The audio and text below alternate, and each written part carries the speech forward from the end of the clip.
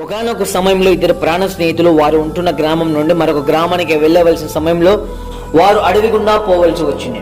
వారు అడవి మధ్యలో వెళ్తుండగా ఒక క్రూరమైన ఎలుగుబంటి వారికి ఎదురుగా వచ్చిన.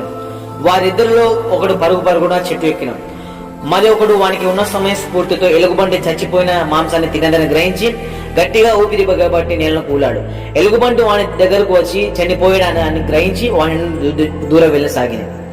తరువాత చెట్టు ఎక్కిన తన స్నేహితుడు దిగి వచ్చి ఎలుగుబంటి నేను చెవిలో ఏమి చెప్పిందిరా అన్నప్పుడు అతను ఇచ్చిన సమాధానం, ఎవరితోనైనా స్నేహం చేయగాని ఇలా ఆపదలో విడిచిపెట్టే వాడితో మాత్రం స్నేహం చేయమంకని చెప్పాడు. ఆపదలో ఆదుకున్నవాడే నిజమైన స్నేహితుడు.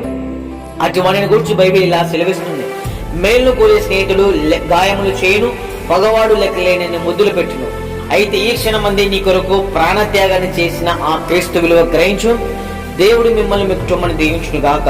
మరిన్ని వీడియోస్ కోసం మా ఛానల్ సబ్స్క్రైబ్ చేయండి, బెల్ ఐకాన్